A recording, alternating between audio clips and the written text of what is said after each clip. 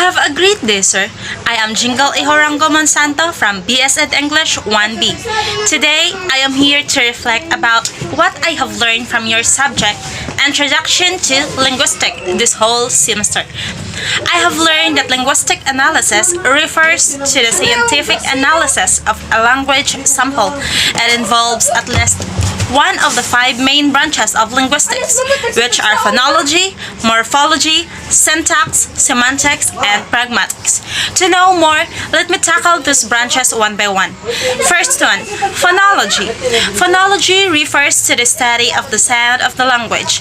For example, the pronunciation of the letter T and bet, where the vocal cords stop vibrating, causing the T sound to be a result of the placement of the tongue behind the teeth and the flow of air.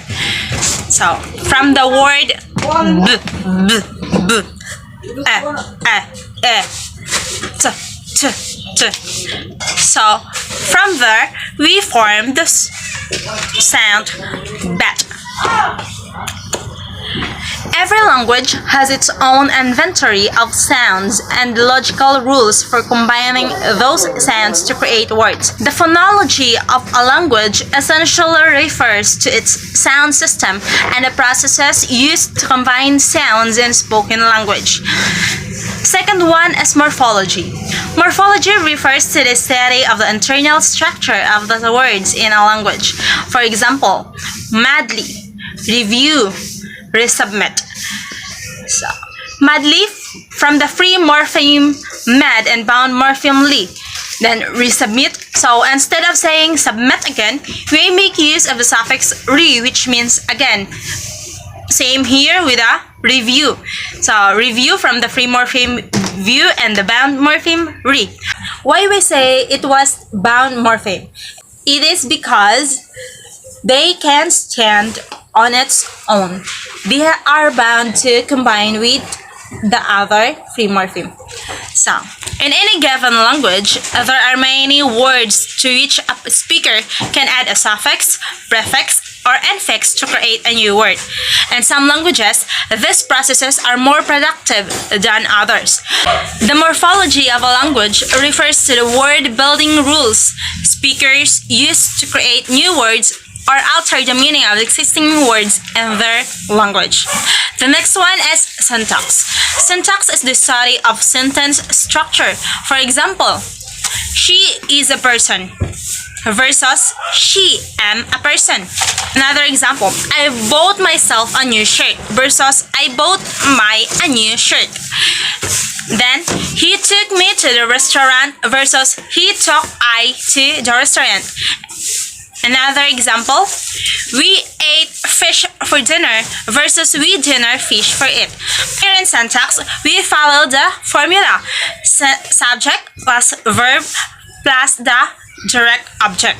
So, from here, she is the subject, then S is the verb, and then the direct object, which is a person. Every language has its own rules for combining words to create sentences. Syntactic analysis attempts to define and describe the rules that speakers use to put words together to create meaningful phrases and sentences. The fourth one, semantics. It is the study of meaning in language. For example, I care for you a lot. Imagine your crush say this to you while walking down the streets. Isn't it heart-melting? But if the situation will change, like for example, you're the one who confessed first about your feelings towards him, and after a long pause, all he could say was, I cared for you a lot. It's painful, right? You'd feel crushed and broken inside.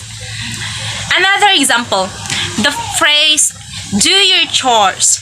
When your mother said, do your chores, pertaining to do your chores right now, but you misunderstood it by thinking that she mean do your chores whenever you feel like to do it. So, I'm pretty sure you're got to experience the power of a machine gun. Kidding aside. What I mean is that Linguist attempts to identify not only how speakers of a language discern the meanings of words in their language, but also how the logical rules a speaker apply to determine the meaning of phrases, sentences, and entire paragraphs. The meaning of a given word can depend on the context in which it is used, and the definition of a word may vary slightly from speaker to speaker. The last but not the least, pragmatics. It is the study of the social use of language. For example, how the same word can have different meanings in different settings. Let's take the word hot as an example. When we say hot sauce, we can understand that it means a spicy one, while hot soap for the temperature or the hotness of the soap. But when a group of boys saying, "She's a hot dude," well, it's definitely pertaining to how fit or awesome that girl may look like. All speakers of a language use different registers or different conversational styles depending on the company in which they find themselves. A linguistic analysis that focuses on pragmatics may describe the social aspects of the language sample being analyzed, such as how the status of the individuals involved in the speech act could affect the meaning of a given utterances. As part of a learning, I had encountered some challenges. One of them is having low internet connection, which is the most common problem in this time of pandemic classes. Another challenge for me is how am I going to deliver some words with correct pronunciation, for I have this bolol moment, especially when our instructor assigned us to deliver the poem Chaos. I also find difficulties in answering my assignments, but able to cope this all by studying harder, asking my classmates about the lessons I find difficult to read, and getting idea from Google too.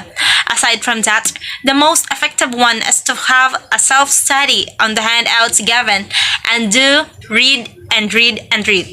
Albert Einstein once said, "Once you stop learning, you start dying."